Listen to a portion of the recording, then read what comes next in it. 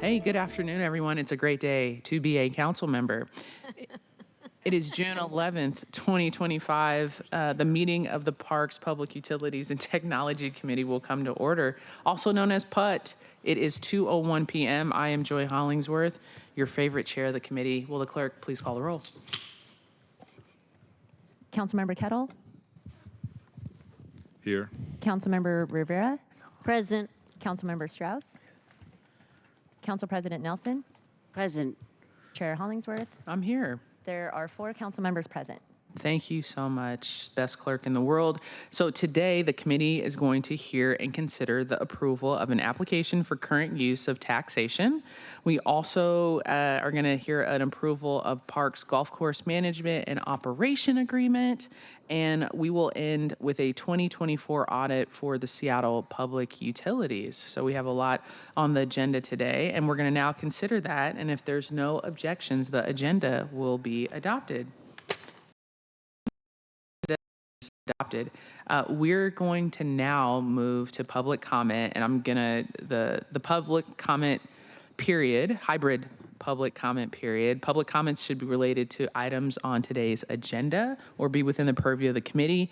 There is a public hearing for item number Council Bill 120997, and the public hearing will begin shortly after the public comment period. If your comments relate to item number 1, please hold your comments until we open the public hearing. Before we begin, let the record reflect, we're joined by Councilmember Strauss. Welcome. Thank you. Good afternoon. Clerk, how many speakers do we have today? We have 1 in person and 1 signed up remotely. Awesome. Every speaker is going to get 2 minutes. And I'll read the instructions. The public comment period will be moderated in the following manner. Speakers will be called in order in which they registered on the council's website and sign-up sheet available here in the council chambers, starting with in-person speakers first. If you have not registered to speak but would like to, you can sign up before the end of the public comment period on council's website. The link is listed on today's agenda, or you can sign up with the sign-in sheet. When speaking, please begin by stating your name and the item you are addressing within the purview of the committee. Speakers will hear a chime. This is important. You'll hear a chime. That means you have 10 seconds left of the allotted time. If speakers do not end their comments at the time allotted, the speaker's microphone will be muted so we can call on the next person. The first person for public comment will now be called, and you will get 2 minutes. I'm assuming it's Ms. Malone? Correct. Ms. Please, Carolyn Malone. Ms. Malone, welcome. I'm Carolyn Malone, and my comments might be off the topic, but they are very important. It's the malignant racism here at City Hall I experience each time I come in, because I protest against police brutality, from security to staff people to Sarah Nelson, the council president. Whenever I go across the street, protest directly in front of the police department, Sarah finds a little niche to monitor me protesting, exercising my civil rights, my legal constitutional rights. And on one side of City Hall is a large Ukrainian flag. I support the Ukrainians. On the other side is poster stating, "Let it be no question, we Black Lives Matter." Apparently mine does not here. As soon as I walk into the building, I see the same people coming out to monitor, photograph me. This security person is one of them, and it goes across different ethnicities of security people monitoring, watching my behavior. I'm not a violent person, but one person comes in, Alex Zimmerman, well known here. He curses, he gives the German Hitler salute. He's told that's not appropriate, and he's treated like royalty. I'm treated like a pariah. And at some point, I look forward to talking to the mayor about it and the new chief of police, because there's no reason to treat me differently.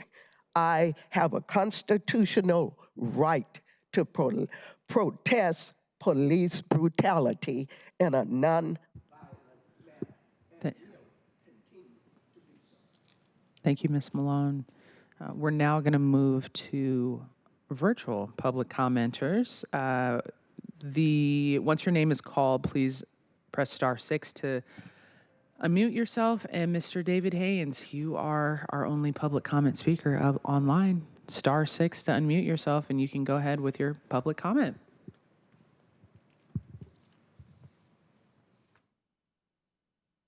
Why is it there's two management companies for the golf courses? Are they making millions of dollars off of the public golf courses? I mean, I like the idea that they would manage it better than the government, who really can't manage anything proper. But, you know, it's just like a question as to how many millions of dollars do they make off of the 4 golf courses? Anyway, I'm kind of concerned about the fact that y'all are going to give like some sort of property tax value discount for one particular property, and instead of giving a reprieve on everybody, you're just going to dump that responsibility of that property tax and just make others around the neighborhood pay for it. I mean, that's kind of twisted.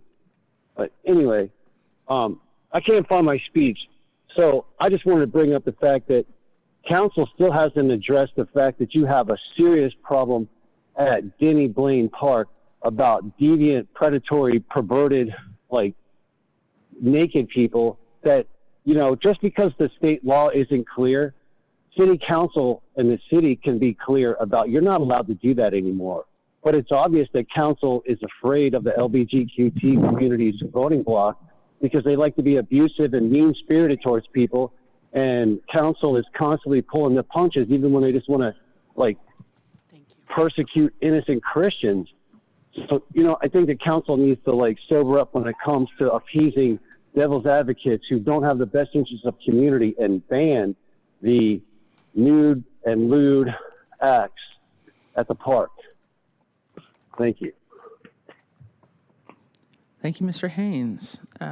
So the public, if there's no other person signed up to speak, then that will end our public comment period. We are going to move on to the items of business.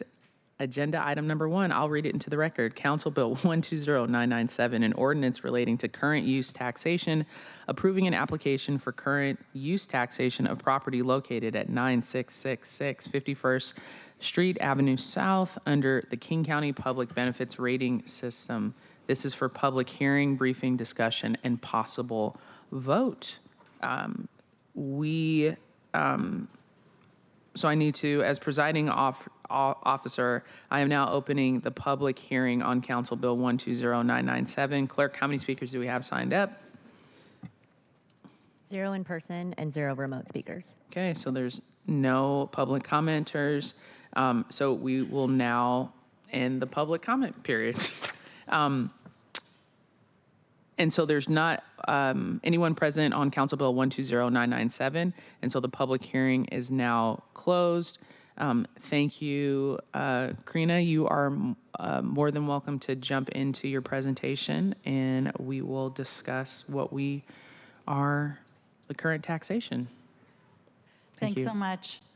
Good afternoon, committee members. I'm Karina Bull with Council Central staff, and today I'll be presenting information on Council Bill 120997, which would approve an application for the current use taxation program that reduces property taxes in exchange for long-term open space preservation.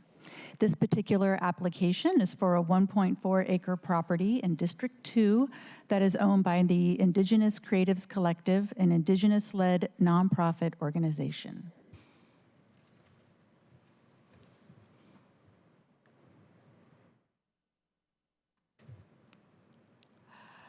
All right. As far as background on the current use taxation program, it is established by state law and provides an incentive for property owners to voluntarily maintain open space by taxing the property at a lower rate based on its current use rather than the potential market value for its most profitable use, such as residential or commercial purposes. In recent years, the city has approved properties in Seattle for this program that include Pea Patches in Hillman City, Hazel Heights and near Judkins Park, and also the open space surrounding Anhalt Hall, a city landmark in the University District.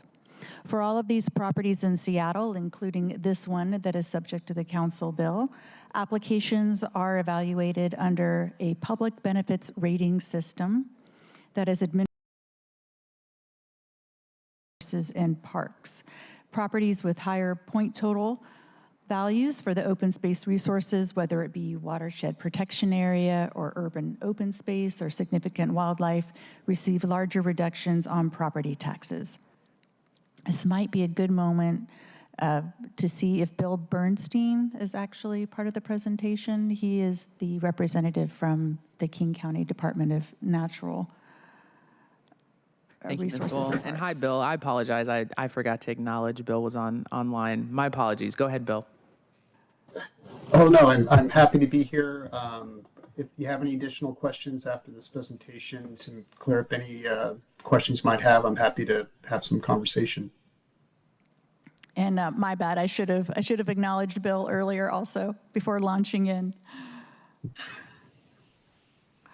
All right, so after Bill, as representative of the DNRP, issues a report on the application's point total, both King County Council and City Council must each separately hold a public hearing and take legislative action to approve the application.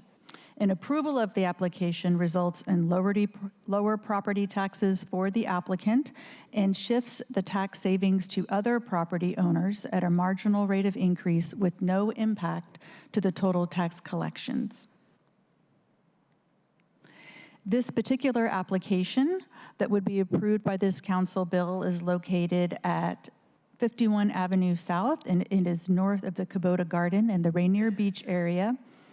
The applicant acquired this property a couple of years ago with assistance from the city's Equitable Development Initiative and is using it as a community garden and gathering space with walking paths and a greenhouse. As you can see from this slide, it is large for that area. It consists of 9 different parcels. It has a creek running through it. There are invasive species in the buffer zone around the creek, and the applicant has committed to removing those and restoring the area.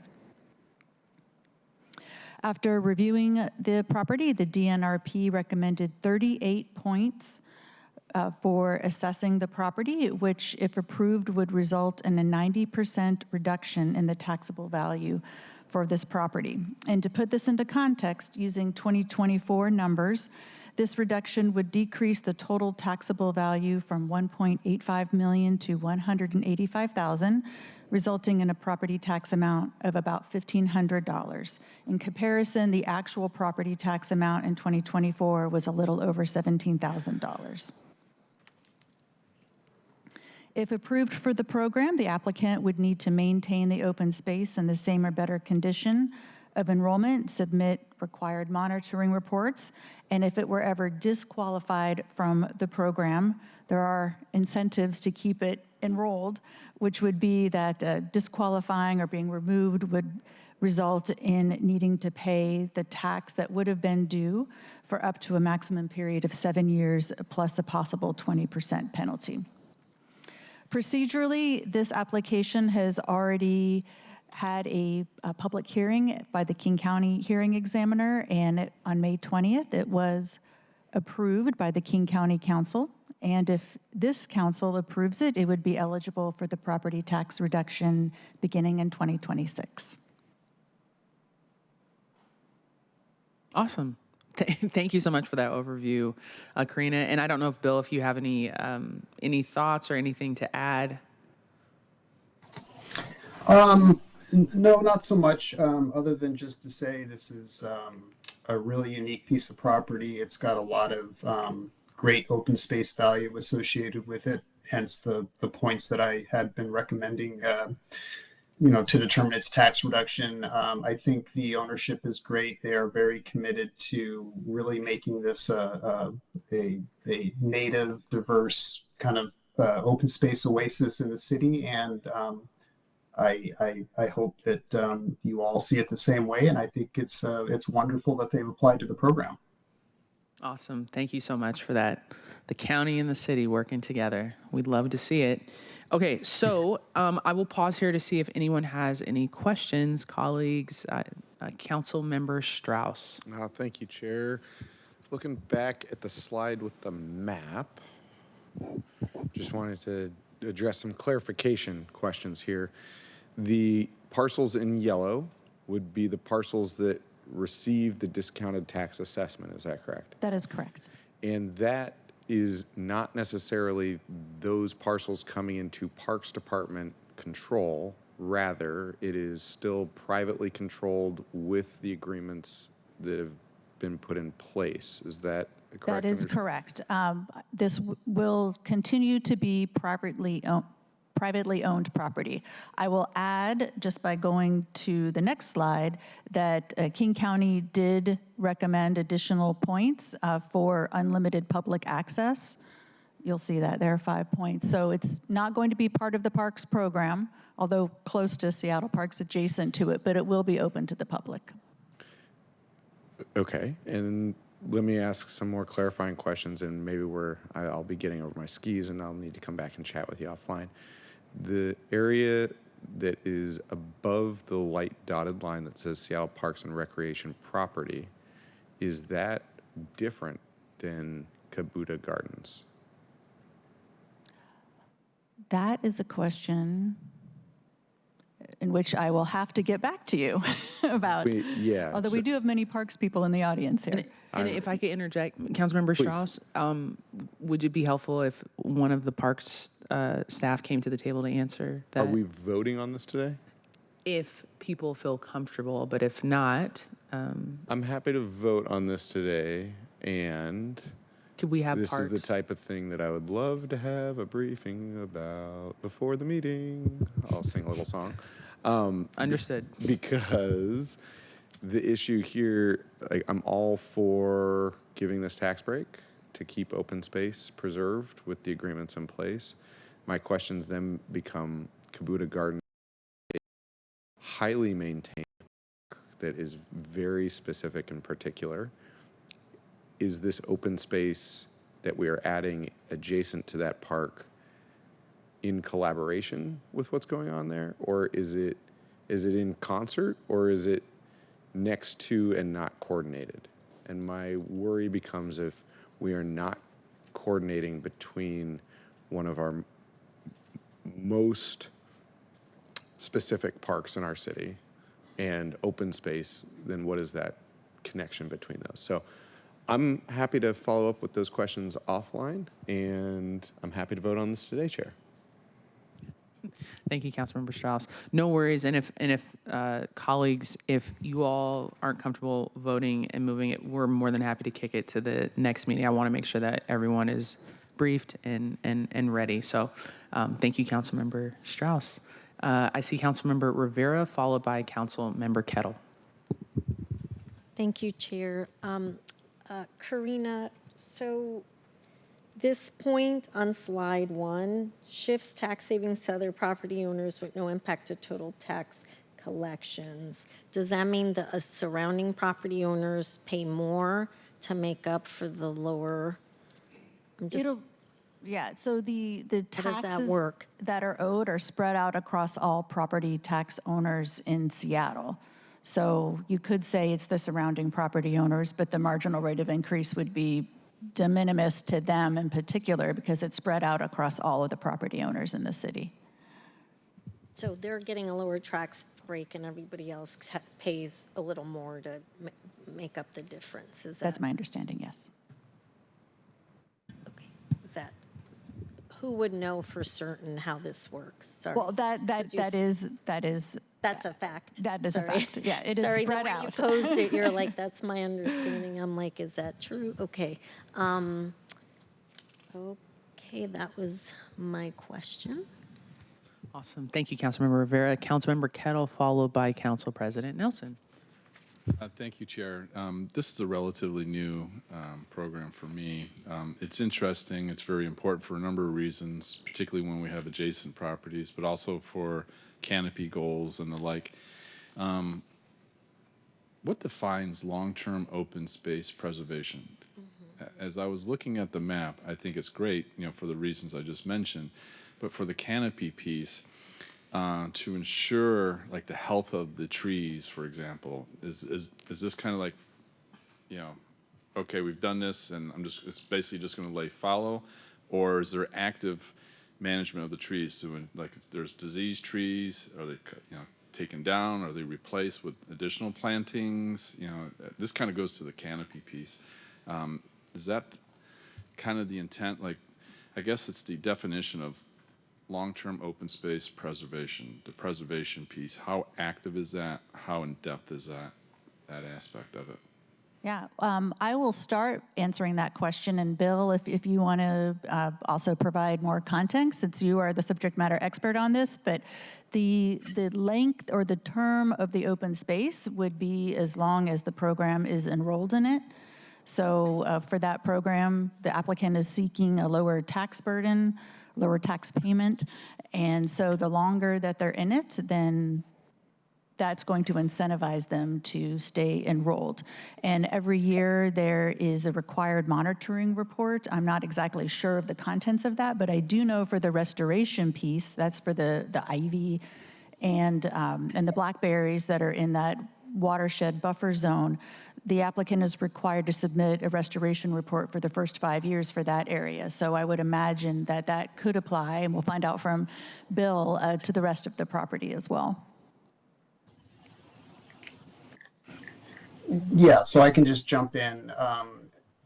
And there's two components with this property. One of the criteria that it's qualifying for is that resource restoration piece. And so that is already kind of a commitment that this owner is making to not only keep the property diverse and native throughout the long-term commitment of the property's participation, but also to ensure that any areas of the property, and there are some that are impacted by any kind of invasive non-native species, are addressed and replaced with native plantings.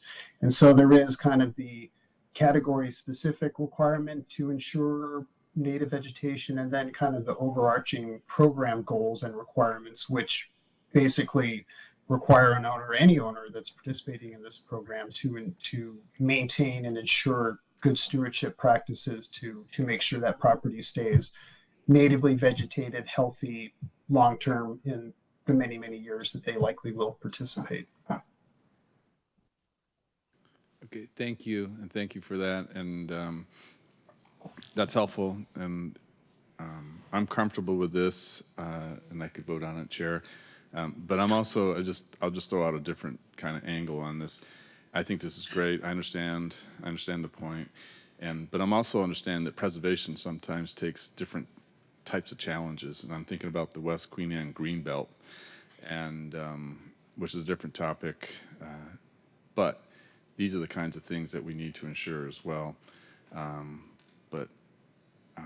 But I appreciate the answers to this and the understanding. So thank you. And yes, Chair, I can vote today. Awesome. Thank you, Councilmember Kettle. Council President Nelson, and then followed back to Councilmember Rivera. Thank you. This seems, I was going to say, it seems like a no-brainer to me, but I won't say it like that. But it looks like the county also had to sign off on this. And so that is in part driving our schedule. And they signed off, or they voted, they approved this on May 20th. And as I'm looking at the fiscal note, or your memo, the value of this property right now is, of these 9 parcels, is 1.85 million, and that is undeveloped. And if it were to be developed into homes or anything else, then that property would be worth a lot more. And so here we are getting open space that will preserve canopy, and there is ongoing maintenance of native species, et cetera. So I see the public good as far overwhelming the the decrease in the property tax that the city will receive from this, from the configuration of the 38 points equaling a 10% valuation. So I feel comfortable at this because it is in its proximity to Kabuta Gardens is another good reason to do this, because any kind of impervious surface would add runoff into neighboring areas, et cetera. So I just, I really thank Parks for working this out, and I feel that this is a positive thing for us to do for the surrounding area. Thank you, Council President. Councilmember Rivera. Thank you, Chair. Sorry, one other question. So, point of clarification, just so for the public, the tax benefit is in exchange for the public benefit of keeping the land open space. And then at a certain point, if the land is no longer open space, then I imagine it comes back for reevaluation of how it would move forward. So it's for some certain amount of time that they are caretaking the land. Yes, and I will clarify that the tax exchange, or what the city will collect is not going to be reduced. That amount is going to be the same. It's how it's spread out across the property taxpayers. Right. This particular property taxpayer will pay less. Other property taxpayers will pay a marginal amount more. And those taxpayers can utilize the space because it'll be open to the public, and that's the public benefit we're getting back. So I just want to make it clear to the public that we're all getting a benefit back by way of having more open space. So it's a mutually advantageous arrangement. Chair, I believe there's someone online from Yeehaw who can speak to the relationship with Kubota Gardens, and I wanted to flag that because I see that in the chat. And oh, sorry. Can I just respond? I just wanted to thank you for that clarification. I had in my mind the relationship of MFTE, but thank you. Yeah. It's just spread out. Thanks. Thank you. And I'd love to hear from the... Yes, so we have someone from Creatives Collective. Thank you, Councilmember Rivera. Hello. Hi, everybody. My name is Asia Tail. I have met some of you before. It's nice to see you again. I'm a citizen of the Cherokee Nation of Oklahoma, born and raised here in Seattle, and I am the director of Yahoo Indigenous Creatives Collective. So don't want to interrupt your important discussion, but I did want to answer some of Councilmember Strauss's questions if I can. I'm not the official perspective on this, of course, but my understanding is in that map, of course, there's Kubota Garden and then the other green spaces marked as parks properties. Those are what are termed the buffer properties. So they protect the views in Kubota Garden, they protect the creek. They are not open or accessible to the public, and they are not part of Kubota Gardens. They are stewarded by Green Seattle Partnership. And I'm also happy to say that we've had lots of great meetings with the Kubota Family Foundation and the parks representatives at the gardens. And we're talking even about having things like pathways that connect our sites, collaborative events and stewardship opportunities, making sure the creek is flowing between all the properties in a good way. It is salmon bearing habitat down at Lake Washington. So we are really excited about all those opportunities for collaboration and good relationship building. And I'm happy to answer any other questions if there are any. Awesome. Thank you so much. I don't know if there's any other questions for any one of our panelists at all. Looking left, right? No. Awesome. Well, Can I, sorry. Councilmember Rivera. Thank Yes. you. I just really thank creative collectives for joining and giving the perspective and on that relationship, because it was an important question. So thank you, Councilmember Strauss, for asking it and for getting that answer. And also, Chair, is it appropriate to ask Parks if they have anything other to add to this conversation?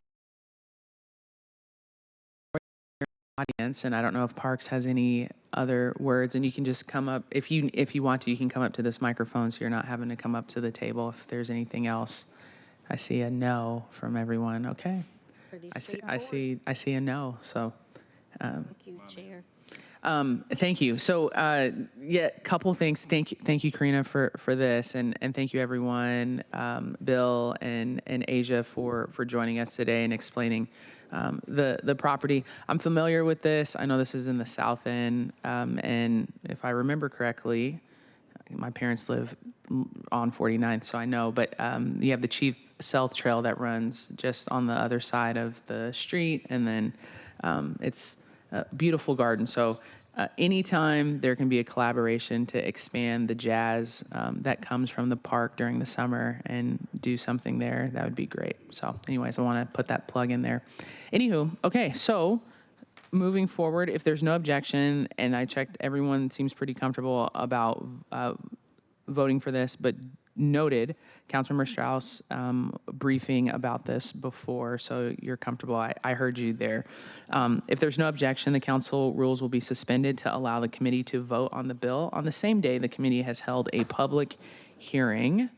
Hearing no objections, the rules are suspended and we will proceed with a committee recommendation. And so I'm going to go ahead and move that the committee recommends passage of Council Bill 120997. Is there a second? Second. Thank you. There was a second, third, fourth, fifth. It has been moved in second to recommend the passage of Council Bill.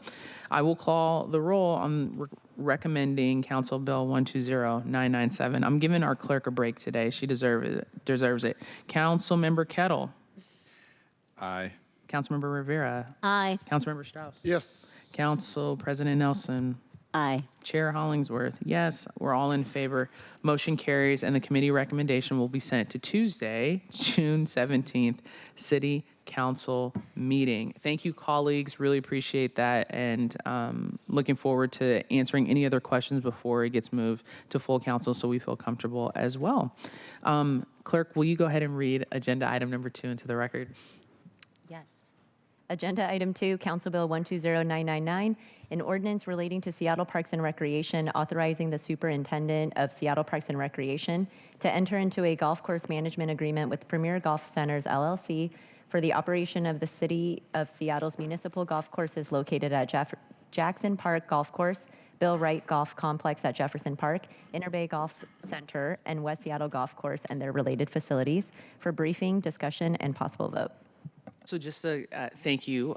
Just a clarification, there will be we're not voting on this today. I talked to some council members just wanting some more information, so we will push a second meeting for this agenda item. So we're all on the same page. So I just wanted to let you all know that. And we are so happy to have Parks here, so thank you all for being here. I've had a briefing and had a great discussion with you all, and so just want to thank you. And then thank you to central staff, the illustrious, amazing Tracy. Same with you, Karina, okay? I would have gave you the same introduction, so I don't want to show favorites here. So thank you all for being here. And then once you get your presentation up, we can go ahead and talk about my favorite golf course of all time, the Bill Wright Golf Complex, where I learned how to play golf with the amazing Mr. Fred Couples. Really? Shout out to Redbird Golf Clubs. Some head nods. Jay. Chair, Yes. was that an example of name dropping? Yeah, you can look on my social media. He knows me by my first name. We are texting buddies. I can text him right now. I don't want to drop, names, but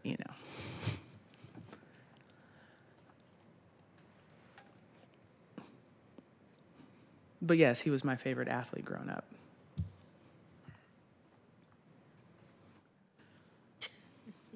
He was. Love it. And we will pause if we're having some IT issues. That's fine. We can go ahead and roll with the punches. We're going to be at ease right now as council, so I'm going to let Seattle Channel know we'll be at ease while we are trying to navigate our IT stuff. And if not, I can go ahead and share it on my computer. No, saying that will not help. That's fine. Well, we love our golf courses here in Seattle. Do any of my colleagues play golf? Chair? Yeah. Yes, until my shoulder surgery. Understood. Councilmember Strauss, Interbay? I've played the 9 holes once. Nice. One time? The driving range more often. Fun fact, it's on a landfill, and there was once a proposal to turn it into a small airport before it became a golf course. Also home of one of many pea patches in the city. Wow. That's a great, interesting fact. Okay, good afternoon. Good afternoon. We're ready. We're going to roll here, and I'm going to try to manage this PowerPoint and flip pages and present to you our management and golf operator agreement. So council members, thank you so much for allowing Parks and Recreation to appear before you today to talk about our impending golf operator agreement. I'm AP Diaz. I'm the superintendent of Seattle Parks and Recreation, joined by my colleagues Andy Sheffer, our deputy superintendent of planning and capital development, and Patrick Merriman, who's our golf manager. And also in chambers is Corey Myers, who is our strategic advisor and has worked tirelessly on this golf RFP and then management agreement. And so really want to thank those individuals. And then later on, we have with us today representing the Troon Corporation, Scott Van Newkirk, Stephen Outlaw, and Ryan Whitney. And then from Premier Golf, Michael Fosnick. So with that, I will start leading into our presentation today, which is going to go over kind of our system overview of the city's golf program here in Seattle and the legislation that's before you for presentation. Before we jump in, I will take a moment to contextualize both these items within the broader Parks and Recreation system. You are familiar with our mission, which is to equip employees and the public for well-being and support through a variety of activities to create healthy people, a thriving and environment, and vibrant community. As you'll hear more today, SPR's golf program is aligned with our organizational mission and also a well-beloved part of the Seattle lifestyle that we enjoy here. The intent of this slide is just to give context of where golf falls within our portfolio and why it's important to have a focused operator for our golf program. SPR's Gold program is a significant line of business for us, and it is also one of many programs and services we provide to the community, which is why we are committed to finding and keeping the right golf program operator. One that has both a deep expertise and is also aligned with our organizational affirmations and the things that you all as city council members require of our city. So Seattle's some background and operating assumptions on how golf works today in Seattle. Currently, SPR partners with Premier Golf to operate its 4 public golf courses, which are shown here. I know you are familiar with these. Up in the Northeast, Jackson Park Golf Course. We have the Interbay Golf Center over in West Seattle Golf Course, and then the Bill Wright Golf Course that Chair Hollingsworth just mentioned. These facilities are geographically dispersed and are utilized for both active and passive recreation by community members. These 500 acres of parkland also provide many environmental benefits to the city, ranging from stormwater retention to wildlife habitat, tree canopy maintenance, all of which we'll touch on more in slides to come. Let's give you a little bit of a background of our municipal golf courses here in Seattle. The recently renamed Bill Wright Golf Complex on Beacon Hill has been around for over 100 years, having opened its doors first in 1915. Then came the Jackson Park Golf Course at the northern edge of Seattle in 1930. 10 years later, West Seattle Golf Course opened in 1940. And our newbie is the Interbay Golf Center. It's about to turn 30, having opened in 1997. Each location is unique and well-loved by the community it serves.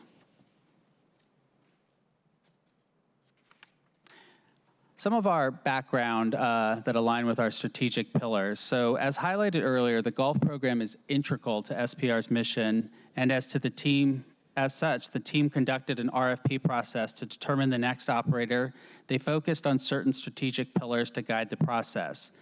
We wanted to ensure the courses and programs were accessible to golf golfers of all ages and abilities, and that the courses were viewed within the broader mission of the department by supporting non-golf uses as well, such as winter fun on snow days and high school cross-country meets, multi-use ability.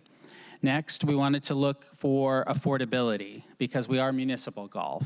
And the team wanted to ensure we had an operator who was aligned with our goals of providing sometimes free or low-cost programs to youth that will have lower rates for seniors and adjust fees based on season demand to encourage access rather than sticking to a rigid pricing scheme you often see at private golf courses. Another big part of accessibility is creating an atmosphere of inclusion by engaging in outreach activities and activities that invite people into these public spaces. You'll hear a little bit later how Troon and Premier are aligned with those values and perhaps how they are leveraging that national resurgence of golf since the pandemic to bring new programs and people to Seattle's courses and to encourage the next generation of golfers through our youth. And finally, as public stewards, the team also focused on ensuring our golf program prioritizes both environmental and financial sustainability. Premier has a track record of financial accountability and communicates transparently when issues arise, such as the impact of hazardous air quality levels from forest fires to participation rates and revenues. In fact, our collective approach to financial sustainability is built on the wise policy direction provided by your council predecessors when they adopted a resolution outlining golf financial policies in 2006. As we'll touch on in the next slide, SPR retains responsibility for course maintenance, so we are directly able to integrate our environmental values into our approach to land management. In fact, Patrick Merriman, longtime SPR employee, golf manager, is one of our strongest subject matter experts in ground maintenance best practices. As golf manager, his knowledge is combined with the expertise of a small but mighty team of golf course maintenance specialists at each location to deliver the highest quality products. Golf courses that are fun to play while also supporting carbon sequestration and cooling nearby areas from extreme heat, mitigating urban flooding through stormwater retention, and supporting wildlife in our tree canopy and along our urban creeks.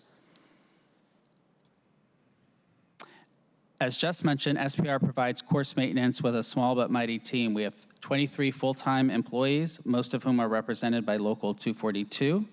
Premier provides full management of all other operations, including scheduling the tee times and driving ranges, operating the pro shops and restaurants, managing special events, and offering lessons and programs, and managing other amenities such as miniature golf,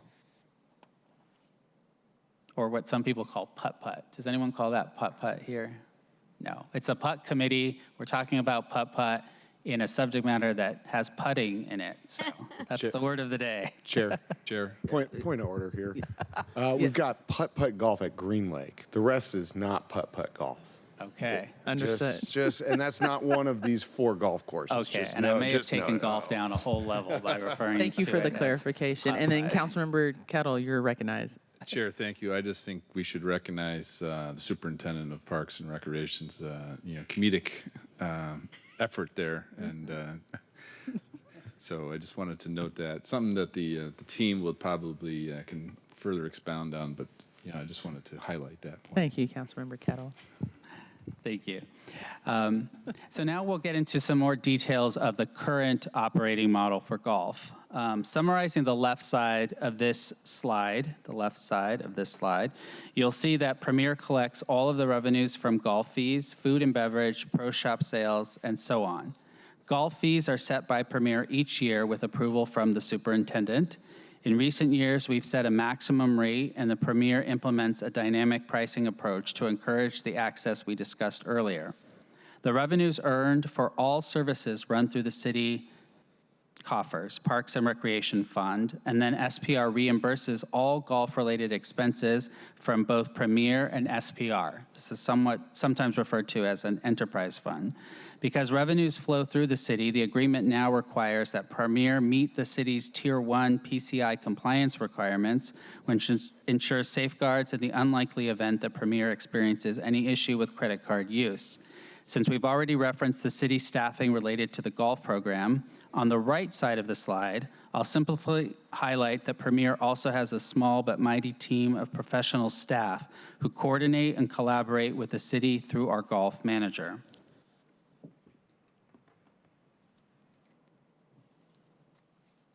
Here's the proverbial money slide, what all this means in terms of golf's financial performance.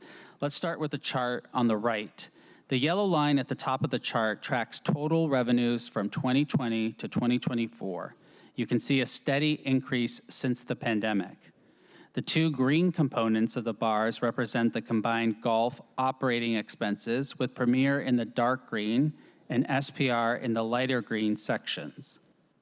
The small orange section represents the increment covering SPR's indirect costs to support the program, 3.5% consistent with the golf financial policies. The orange crossed hatched top sections of each bar shows the excess amount of revenues over operating costs that is then transferred to support needed capital improvements directly at the golf courses. And if you've been to our golf course facilities, you'll know they could use a little more of this kind of love. Happily, transfers to the golf CIP project have ranged between $1.3 million to $2 million since 2020.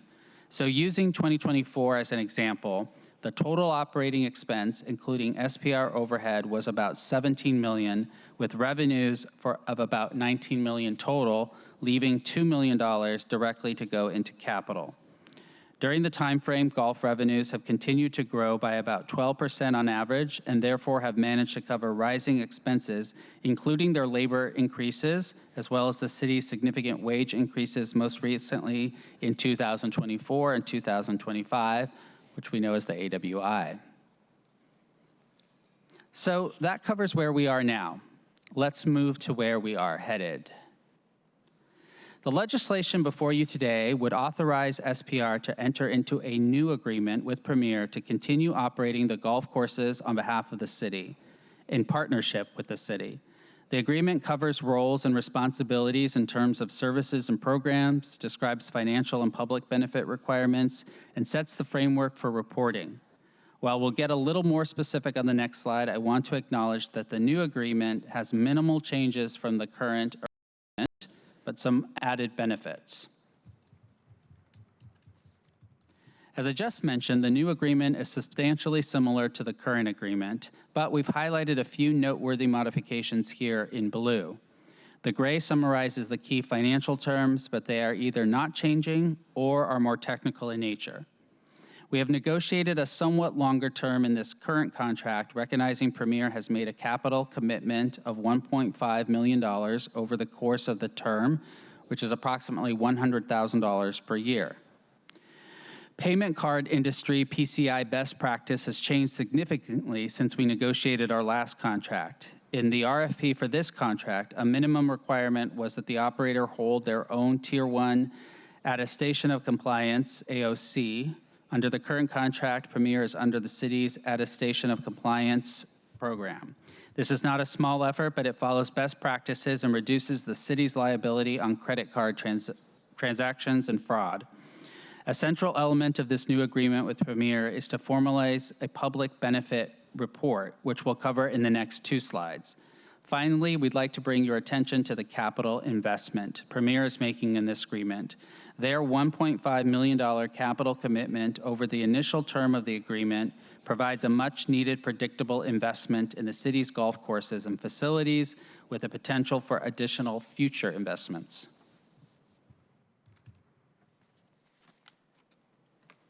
The city's best practice related to public benefits has also changed since the last agreement. And while this agreement outlines the terms and conditions for a program operator we sought, rather than a lease or concession agreement in which public benefits may offset a portion of annual expense, we still wanted this agreement to include clear expectations and requirements around public benefits and access. Under this new proposed agreement, Premier agrees to continue providing public benefits in the areas of public access, events, discounted lessons, capital improvements, etc.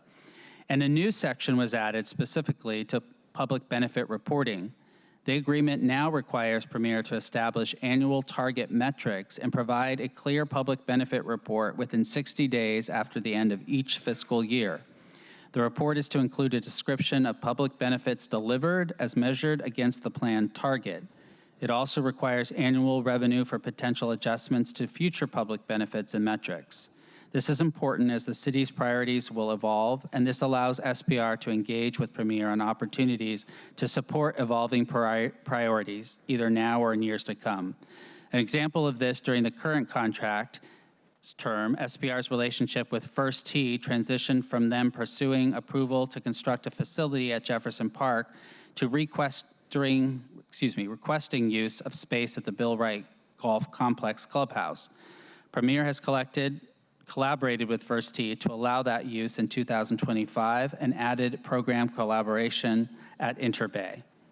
Finally, before I ask our partners from Premier to speak, I want to recognize that we are requiring the operator to generate sufficient revenues to cover all associated costs, and we ask them to be mindful of this and honest with us as they plan for and propose their annual public benefits. Premier has done this well over the years, and the new agreement formalizes and increases the transparency of this process. So now I will turn over the baton to Premier to outline and be available for any questions about the public benefit details. Well, actually, I'm going to walk you through those. I think I had that, right? I think he's ready. Are you ready? Okay, to do this slide? Sure. Okay, yeah. Perfect. Thank you. I'm not sure if this is on. Yeah, it's on. You're all good. Good afternoon, Council. My name is Michael Fosnick. I'm the Director of Operations with Premier Golf. Been with Seattle Parks as a partner for almost 10 years now. This is the fun part of our job, is being able to give back. As you know, golf is exploding in popularity, and it's exploding in areas that were never really seen as people playing golf before. So it's youth, it's people of color, it's women that are taking up this game in greater numbers than ever before. So our public benefit has always been in lockstep with Seattle Parks and Recreation, but this is a formalization of actually documenting and targeting public benefits so that we are actually reaching the right people.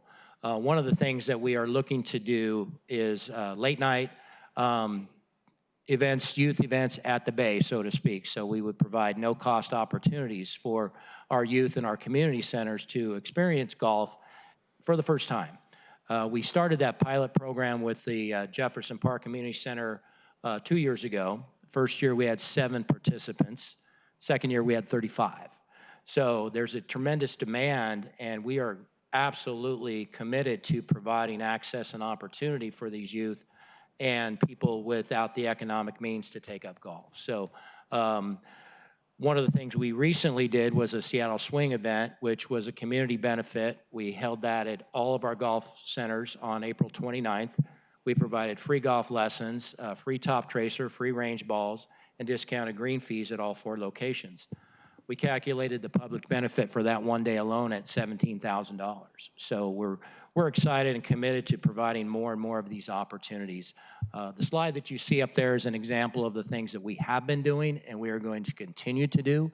With the formalized agreement, we will be reporting on those, and we'll be working with SPR to come up with new ideas for public benefit as the game evolves and as our community evolves. Our golf courses, our facilities are truly community centers, and we are so happy that golf is actually a method and a vehicle to bring safe recreational opportunities for our communities. Any questions for the public benefit table? And council members, if you raise your hand, we can go ahead and ask Councilmember Kettle. Thank you, Chair Hollingsworth. Thank you very much for coming. Thank you, Mr. Diaz, for the presentation as well. One question, I'm in support generally of this, I've already made that known, but I'm curious in terms of, the partnership piece. I was kind of thinking of the courses as kind of standalones, but the level of partnership, and I'm thinking about like the Magnolia, for Interbay, for example, Magnolia and Queen Anne community centers.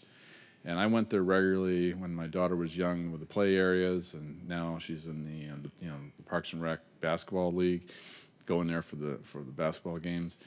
I've not seen anything that would suggest like the golf course being part of that. So what's the level of integration like with the community centers and really the advertising and kind of making it, like you just referred to it as like it's a community center, it's a golf course / community center. And I think that's a great way to describe it. And I could see a natural partnership with the Queen Anne and Magnolia ones. Obviously, it's more than that. Ballard, I don't want to leave out my D6 colleague, but so I just wanted to get a sense of that because I've not seen it, and I was just want to check. Sure. We started with Jefferson Community Center in that league as a pilot. It's proven extremely successful, and we're looking to expand that to the community centers around the other courses in the upcoming 3 to 5 years. There's a tremendous opportunity to support our youth and give them a reprieve from the city in our golf courses, in the sport, in the environment, in the city. This is kind of huge for mental wellness. And frankly, that was our first conversation when we entered City Hall and met Troon, was what can we offer to our teen life centers in the way of golf? And we were immediately brainstorming. It's top of mind, it's top priority for us. Everyone is frankly excited about it, and we've been communicating throughout this week with our teen life centers to further that effort. All right. Well, excellent. That would explain why I've not seen anything. A. B, you're highlighting something. It's beyond the physical exercise and the like, but also keeping young minds and bodies engaged, which may have a very positive public safety impact, because obviously that's a challenge that we have.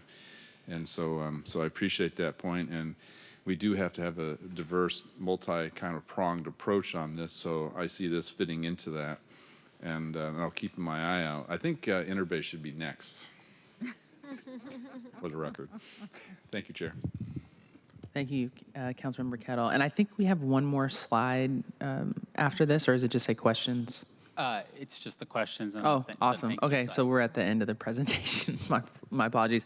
I will pause here for other council members to see if they have any questions. Councilmember Rivera. Thank you, Chair. Just to thank Parks for this presentation, and I had received a briefing earlier last week, a very thorough briefing. I really appreciate this program. I remember a time not that long ago where we were considering what do we do with these golf courses, and I was really happy to see that there's been this renewed energy for maintaining and keeping these courses, and now folks are really utilizing them, and kids in particular. And one piece of the conversation that's really important, and Councilmember Kettle, this dovetails into something you were saying, is just there's a mental health component to golf as well. I know that folks that do golf express this, it's not only just a physical health, but a mental health benefit that comes from playing this sport. And so, the importance of providing this access to kids and doing that. And we talked with Parks about, doing some outreach at Seattle Public Schools, et cetera, to get kids more interested in this particular sport because it does have that mental health component. And I know that Parks is working on that. So I very much appreciate that. And thank you, Chair, for having this presentation today. I'll pause. Are there other council members that might have questions or comments? Okay. I think that's an old hand. Council President, did you have any comments? Nope. Okay, awesome. Back to you, Councilmember Strauss. Sure. That's an old hand. I think that's a new hand. Oh, it's a new hand. That's what I'm saying. Oh, okay. I apologize. I did not hear. Best for last. I just wanted to follow up. Councilmember Kaplan. I was questioning was on that specific slide, but in general, I come from the generation, where it was the white guys, sport, and all the things that played in the Caddyshack and all the rest, and and I can quote like half to 3/4 of that movie, but I won't. discretion. But what's important is this transformation and understanding the different pieces in this to what we were just talking about, but also the environmental pieces. I think that is massively important, sir. When you were here before, the points that you were making on that were very important, and that shows that the evolution. So we've moved away from that. So there's the youth piece, there's the environmental piece, there's the multi-use, seasonal aspects, which I think is all encompassed here, and it's very positive. In addition to tree canopy goals and the like, and so I think that is something that we should be, from a messaging and from that we should be highlighting those different aspects, and so I support this, and we should continue the environmental pieces too, like Inner Bay is very important in terms of the south slope, where Wheeler is, where it connects is that basically a rail yard road that goes to BNSF, because that is so important to maintaining that south edge of Inner Bay, which then goes into the health of that general area, right, just south and west of the Pea Patch. And so this is where it makes a difference. And so I just ask that, we maintain those kind of additional environmental supports, because that's really important, particularly in Inner Bay. So thank you. Thank you, Chair. Can I add one thing? Yeah, Patrick, please. We have over 7,000 rounds of youth golf this year already. The opposite is happening for us in golf, where we can advertise community center programs for those kids because their ages, whatever, to 17, like the free lunch, the free swim. We need brochures or kiosks to advertise what other opportunities in parks. So we're working on that as well. Thank you. Patrick doesn't get enough credit. He's phenomenal. Seriously, phenomenal at your job and managing all this and all the programs and development that you've done. So definitely want to give you your shout out as well. And he did not pay me for that. So, Councilmember Strauss. Yeah, I know. Councilmember Strauss. Thank you, Chair. And I have to echo those kudos of Patrick. It was impressive to get to meet with you earlier this week and learn all about what you do on behalf of the city of Seattle for Seattle residents and those visiting Seattle. It's truly impressive. I did notice in the background of your office, did it say Patrick Merriman Complex? No, it's my last name is Merriam. Yeah. Not Merriman. Excuse me. It's Mickey Merriam Athletic Complex. It's at Magnuson Park, and it's named after my brother, who was a large youth advocate for youth sports, bringing sponsorships and low-income kids into baseball, select baseball, where they didn't have opportunity. He was trying to create African-American youth leagues in baseball because it's mostly young white folks, so they named that facility after him. The sign is in my office. Think about him every day. Is there also a sign on the complex? Oh, yeah. Oh, okay. There's a rock, a sign, and it was designed by the best landscape architect we ever had, Andy Scheffer. So. Andy, did you pay him to say that? No, we don't do that around here. They're all jokes about that. Just want to also correct the record. Earlier I said Green Lake was the putt-putt. It is pitch and putt. Excuse me. I see the heads shaking at me. Yes, it is in D6, and I've been passing it my entire life. Real quick, though, for Superintendent, and sorry to put you on the spot here, is that a concessionaire permit? Is that why that is different than the golf course permits? Correct, because it's a golf management contract, so it's a little bit different. Fantastic, and it's impressive. You said around 500 acres of parkland dedicated to golf. Colleagues, that is about the size of Discovery Park, just for context. And so thank you also for not putting this to a vote today. We had the briefing within 48 hours ago, and working with Tracy on some public benefit amendments here. What I don't want to do is put something on the table today without working with the Parks Department and Premier to make sure that it is working for everyone. With over 500 acres of parkland dedicated to golf, 2 thumbs up, I'm fine with that. And golf doesn't go 24/7. So how can we work around that? So I'm not going to propose anything that isn't agreed upon, and I'd also like to see what other public benefits we can work into this. Thank you, Chair. Thank you, Councilmember Strauss. Just an interesting fact, if you play the short 9 at Bill Wright Complex, you play next to people playing Frisbee as well. So there are a lot of awesome opportunities. I always pray for the people playing next to me while I'm hitting a ball and they're throwing the Frisbee. So I'm like, I don't know if you want to be next to me. But anywho, so yeah, looking forward to working with you, and Councilmember Strauss, and also, and I apologize, I did not recognize Tracy, who's at the table. Did you have anything to add about any of this from central staff's perspective? The only thing that I would add, and it gets to the pillars of this council about financial sustainability. This is the one recreation program that that is operated by Parks that is entirely self-sufficient. It does not get a dime of general fund or MPD funds. It generates the revenue it needs to support all of its operations, to cover the maintenance costs of the city, the oversight that the city provides to the program. So it is a program that that generates a lot of good for the city at no cost to the general fund, which is important in these days where we're facing those constraints. Absolutely. No, thank you for that, because I know that people always want to know about that when they're advocating for different uses of the golf course outside of maybe the athletic range and whatnot. And so it's good to know that this is self-sustaining. And then I also would like to add just real quick, this is my last thing because I know we have to move along here, but I also want to add the public benefit of the kids piece is incredibly important. South Seattle is 12% of our population, 30% of the gun violence, and there's a lot of kids that utilize the Bill Wright golf course, and you have to give kids resources, exposure, and opportunity, and having the exposure to golf at a young age, at 5 years old, might I add, really put me on a different pathway in life. And when you do that for kids, they get to be able to do something that they've never, that is just right there in their backyard, and have that opportunity to play. Because when you are in these golf courses, you feel like you are in a forest, you're in another world,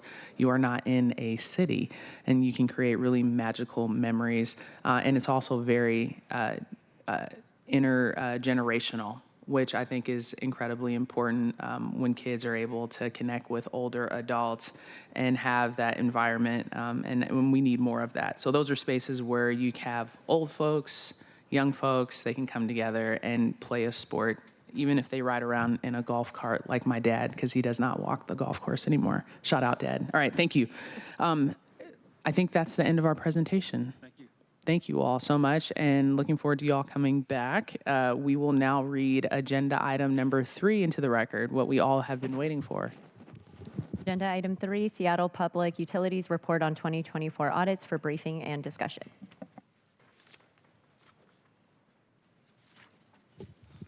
Awesome. Thank you all for being here. Our favorite A word, audit. And want to thank Moss Adams for all their work. We know that Seattle Public Utilities is such a big department, and I've just been really impressed with our General Manager Lee and their staff on the transparency that they've had, since I've started working with them, and I know my other colleagues have probably worked with them longer, but just been really impressed with the amount of audits that they have, and just double checking, and the checks and balances that they have been doing within their department, and looking forward to hearing what are the findings that Moss Adams has found with their external audit.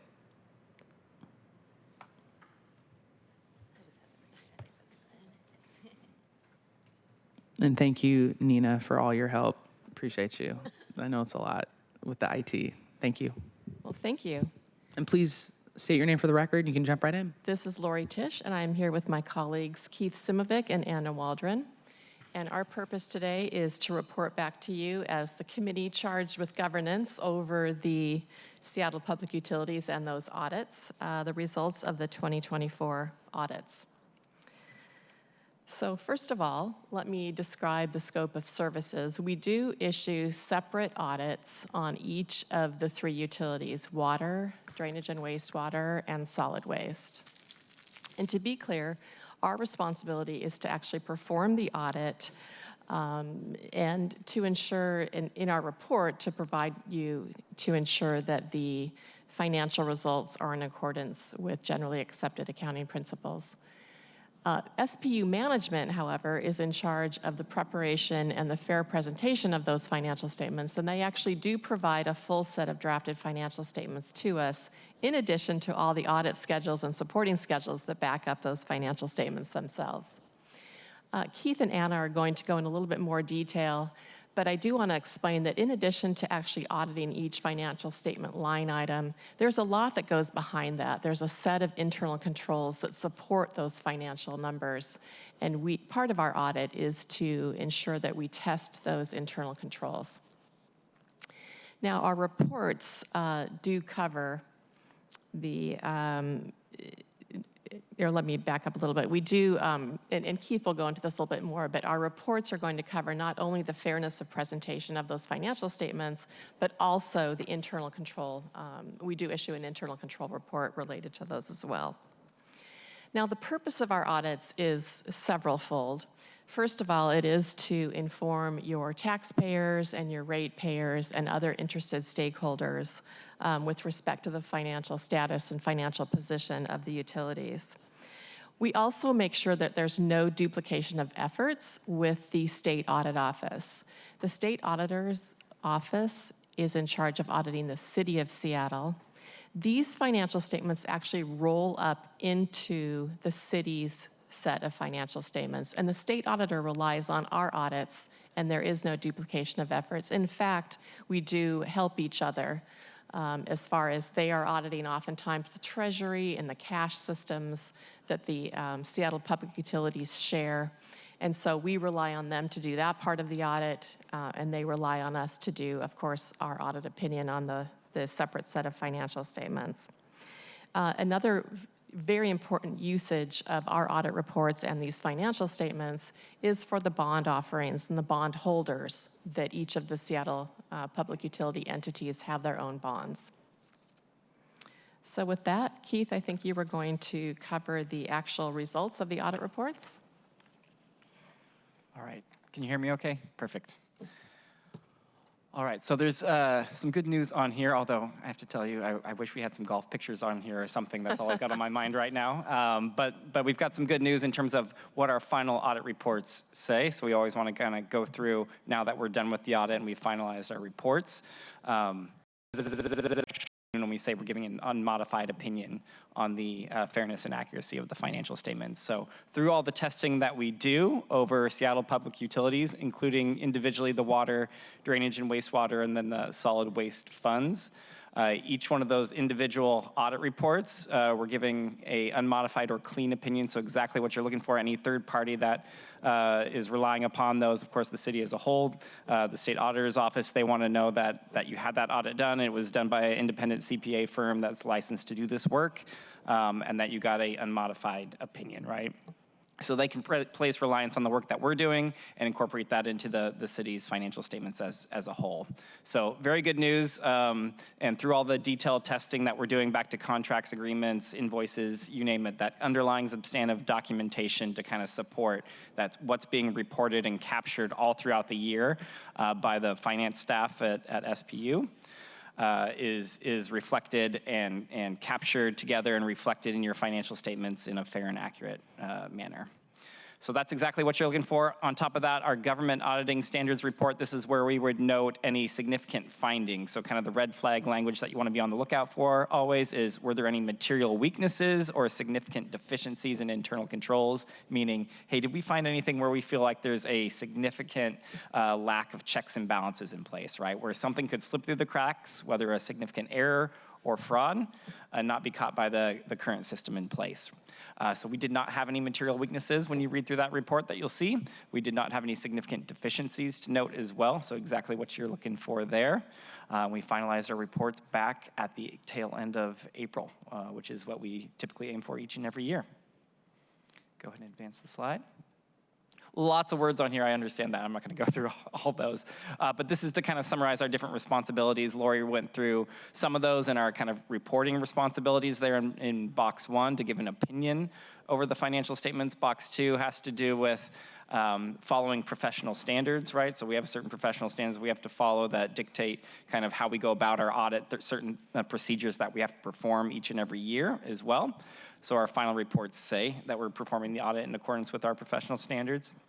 Box 3 has to do with our evaluation of internal controls, and that's a very key part of our initial risk assessment. So we actually separate that from kind of our final testing of the numbers for the year ended, and get an idea of what are those systems of checks and balances. Have they changed at all from last year? We're able to do detailed testing of those and get a good idea of, do we feel like there's a strong system of internal controls? And if we're finding that there's a lack of internal controls in certain areas, that might trigger additional testing so we can feel comfortable and give an unmodified opinion at the end of the day is the goal. Box 4, our responsibility there is to communicate any findings, right, and come before you as the responsible party for the SPU's financial statements and reporting out our findings here.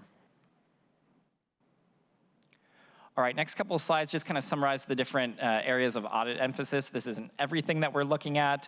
We go through everything in those financial statements line by line and risk assess each one and come up with an individual audit plan for how we audit cash and investments, for example, or accounts and other receivables, some of your bond and related accounts. So a number of different areas. These are just the ones where we spend the bulk of our time, just depending on the level of complexity, the size of the balance that we're looking at there, the amount of activity going through those areas in a given year that can kind of raise the risk profile of a potential error or something like that, and require us to do additional testing there. So this is where we spend kind of the bulk of our time. And if you go to the next slide, you'll see a few more listed on there as well, including accrued liabilities, your overall operations statement, your revenues and expenses running through during the year, and your overall ending net position, or what you can think of as equity there. All right, with that, I'm going to turn it over to Anna, and she's going to go through some of our additional required communications. All right, so we do have some required communications that are outlined to be communicated to those charged with governance. We spend a significant part of our time also focused on the accounting policies as well as management estimation that goes into creating the financial statements. We will call your attention to that those are located in Note 1 of the financial statements, so definitely a good place to read to get an understanding of just the overall accounting policies of SPU. We do review those, look for any significant changes, any inconsistencies over time. No significant changes for this year. As I mentioned, management estimation is an important part of our audit procedures. That's not something you can necessarily tie to a contract or an invoice. That requires a little bit of judgment, can change over time. So we do spend a significant amount of time auditing management's estimates. The significant ones from the list here I would call out as allowances related to accounts receivable, the depreciable lives of capital assets, definitely environmental liabilities, litigations, any ongoing contingencies, as well as obligations around closure care for landfill. Some good news here, just reporting back that we did not encounter any significant difficulties when working with management and being able to complete our audit procedures. I'll just echo the team's notes that working with SPU is a wonderful experience. It's a lot of requests and questions that we have, so really appreciate the smooth process in working with them. No disagreements with management in terms of accounting conclusions that we would need to call out. Continue the roll of good news. Did not have any uncorrected misstatements, as well as no identified corrected misstatements. And then we do request certain representations be made by management as part of finalizing our audit engagement. That's a letter that can be made available to the committee as needed. And then a call out that there was one new GASB standard that was required to be adopted this year. It was related to accounting for compensated absences. That was implemented in 2024. Management prepared a memo analyzing the impact, ultimately concluded that they were already, their accounting policies were already very closely aligned with what was required under GASB 101, so very minimal impact, and the accounting policy for compensated absences is also included in the financial statement disclosures. No consultations with other accountants that we're aware of. Do want to call out that SPU is subject to potential legal proceedings. We meet with different parties that have insight into some of those potentially ongoing legal claims to understand if there's any exposure that should be disclosed in the financial statements. And then do just want to call out again that we are independent of management. That's why you as governance are able to rely on our findings from the audit. So with that, we're going to kind of wrap things up, and always want to say thank you to all the staff here that played a big part in this. As Anna said, there's a lot of requests, probably hundreds, if not thousands of pieces of documentation they pull together each and every year as part of this process, so that we can get to this point and kind of right on time with previous years, which is pretty amazing. So really appreciate all their efforts, not only during the audit process, but throughout the year, to have a good system of internal controls that they're following through on, that we can rely on and get through our testing in a quick manner overall as far as audits go. So appreciate their help. And one more thing that we wanted to go through, just to discuss a little bit about what's going on with our firm, some news just briefly, as Moss Adams is now becoming Baker Tilly, as we just merged with another similar sized firm you may or may not have heard of, but Baker Tilly is another firm headquartered out of Chicago, mainly located in the upper Midwest and then into the east and down into the south a little bit as well, whereas Moss Adams historically, of course, has been West Coast into the Southwest and Texas, so very complementary in terms of the footprint that we share overall. They're very industry focused, just like we are, so they also have a energy and utilities practice as well. So very excited to continue to kind of get to meet more of our colleagues over at Baker Tilly, and tap into some of their expertise and some of the clients and experiences that they've had as well, and bring that to our Heritage Moss Adams clients. We don't expect there to be any impacts to any of our teams. We're going to continue to work on this engagement, staffing this out of our same offices with our same people here locally. No changes from that standpoint, but we did want to know, or let you know, that there is a bit of a change there from our standpoint. All right. Well, thank you all so much for your thorough presentation. Obviously, I know that we had a briefing about this, and you answered all my questions regarding SPU and any concerns that we had, and just really appreciate that. I will pause here to see if my colleagues have any questions regarding this. None for Councilmember Kettle. Thank you, Chair Hollingsworth. No questions. I just wanted to say thank you for the oversight, to assist in, the good governance piece that we like to talk about. So thank you very much. I appreciate it. And a great compliment to a golf discussion. Awesome. Thank you, Councilmember Kettle. The good governance that you talk about. I just wanted, I'm just playing. Yeah, always. Council President Nelson, anyone? No? Awesome. Well, thank you. That was pretty straightforward. Really appreciate you all following up on that, and also with good news that our Seattle Public Utilities Department is running healthy and all above board. So thank you all. Thank you all for being here.